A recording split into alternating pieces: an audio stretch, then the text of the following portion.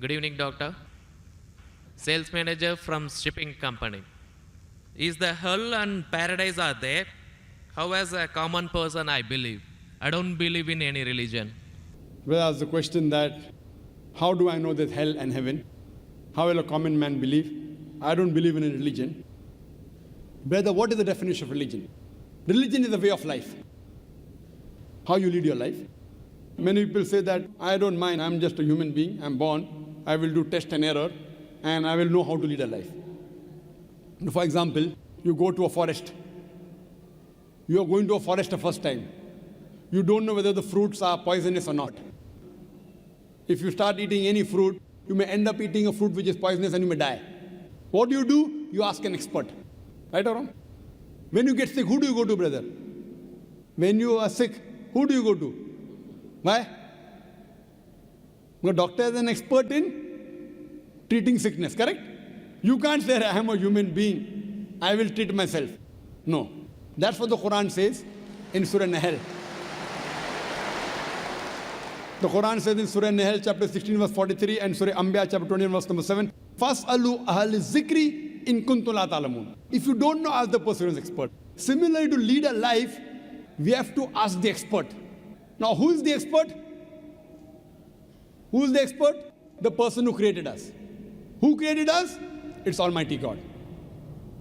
So, we have to follow the commandment of Almighty God. If you do not believe in Almighty God, you should listen to my video cassette, Is the Quran God's Word? Where I have proved logically and scientifically the existence of Allah subhanahu wa ta'ala. If you are an atheist, are you an atheist, brother? Are you an atheist? Pardon me? Are you an atheist? No. Not an atheist. So what do you? Do you believe in God? Actually, I believe in the power. But Fine. That means you believe in God. You want to call it power, you want to call it supernatural, you believe in God. it's like I believe something. Something. but You that don't is- know the name. That name is God. You may call it power, you may call it anything. If you don't believe in God, then you listen to my video cassette, Is the Quran God's Word? If you don't know who that power is, yet you listen to my cassette, Is the Quran God's Word? Where I have proven scientifically, undoubtedly, existence of Allah subhanahu wa ta'ala, and the Quran is the word of Almighty God. Now coming to your question, if you say about power, that means you believe in a religion. Because religion by definition, according to Oxford Dictionary, religion means a belief in a supernatural controlling power. Power word is there. That means you believe in a religion.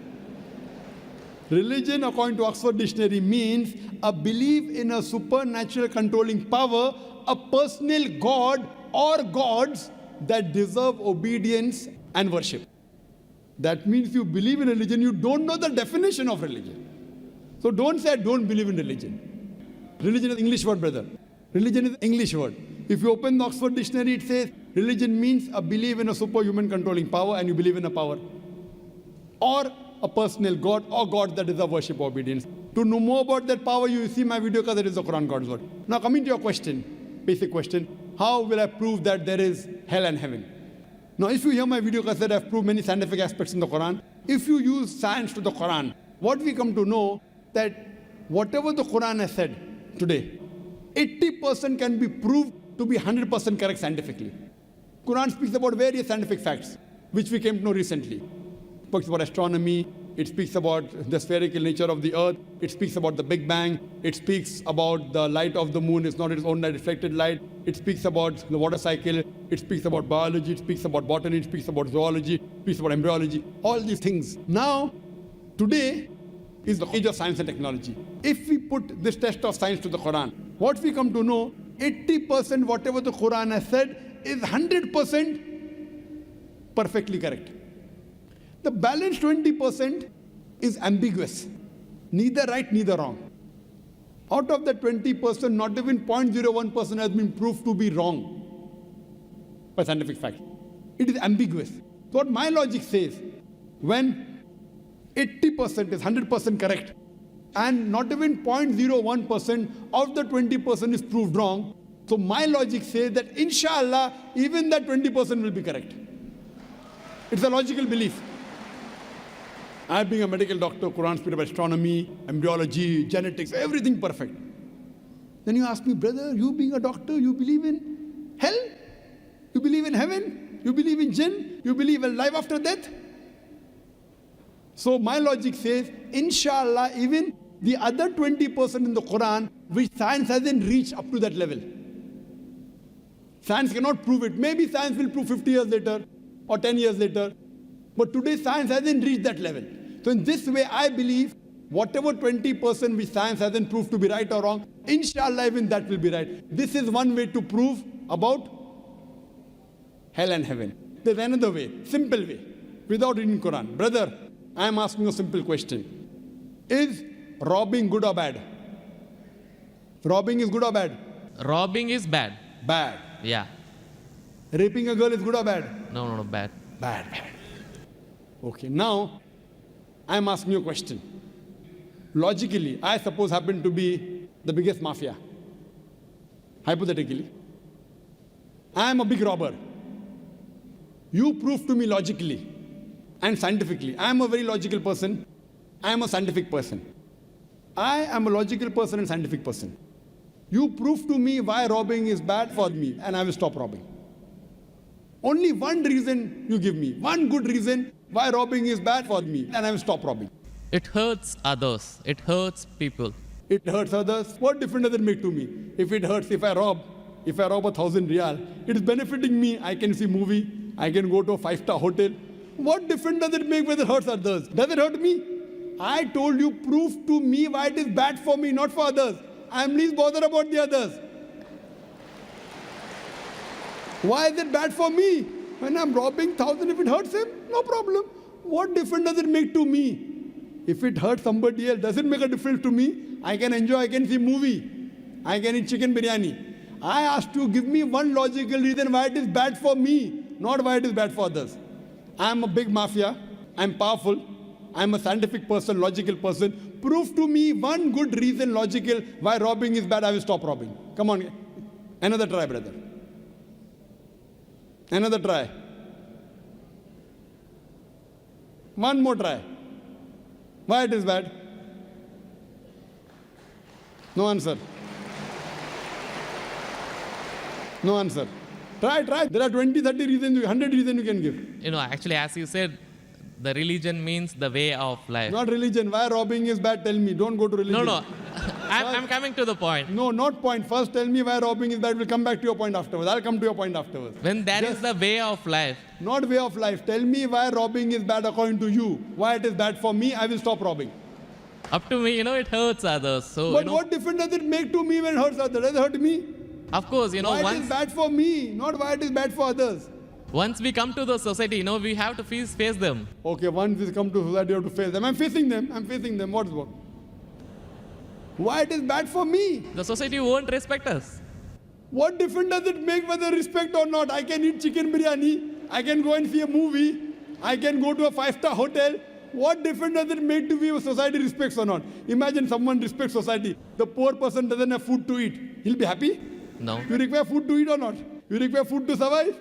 Only society respecting. The person is starving to death. In India, thousands of people are starving to death. What difference does it make? I must give me one good reason why robbing is bad. I stop robbing. Why it is bad for me? Can anyone else help him out? Why robbing is bad? Why robbing is bad?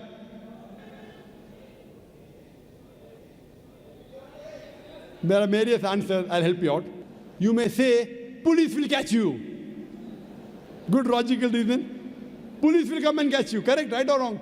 Correct. But you didn't give I'm helping you out. But brother, I told you I'm a powerful mafia. The police is in my pocket. Ministers are in my pocket. Big mafia. See, all the top mafia, the police is in the pocket. They are on my payroll. The police is on my payroll. What will they catch me? Small robber like you should not rob. You will get arrested. I'm a top mafia. The police is on my payroll. Even the ministers are on my payroll. They are in my pocket. So small robber like you should not rob. Big mafia like me can rob. Another reason, I'll help you out.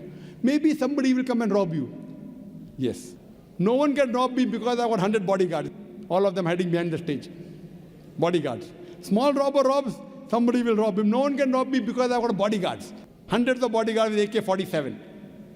So logically, you cannot prove at all why robbing is bad. With all your science and technology, you cannot prove robbing is bad. So shall I take it in that way? It is to make people fear that, if you do wrong things, then when you die. What wrong thing? Where is robbing wrong? First you prove it is wrong, na? Where is robbing wrong? You haven't proved to me robbing is wrong. When you prove robbing is wrong, then you can say don't do wrong things, na? Therefore, what is good, what is right, you require a creator to tell you. You require a doctor to tell you what food is good, what food is bad. This fruit is poisonous, this is healthy for you. Apple is healthy for you, wild berries are poisonous for you. A doctor tells you. There's no better doctor than Allah subhanahu wa ta'ala. Logically speaking, brother, that mafia has got bodyguards. No one can harm him. And believe me, there are many examples. He dies a very comfortable death. But I am asking a simple question now, brother. Don't you think that there should be justice? Brother, Yes. justice. Someone should punish him or not. Law is there. But the law cannot punish every human being here. Why? There are many mafias in Italy. There are many underworld people in India. And the law can't do anything to them. The law is in their pocket. But yet, you as a common man, don't you think you should be punished? Raping is good or bad? There are many people who rape. They rape the girls. No, nothing. The law cannot catch them. So don't you think he should be punished? Yes or no? Yes. But there are many people you see in this world who are big mafias. They die comfortable, that they are rich, they are millionaires. There should be some justice. The reply is given by a creator.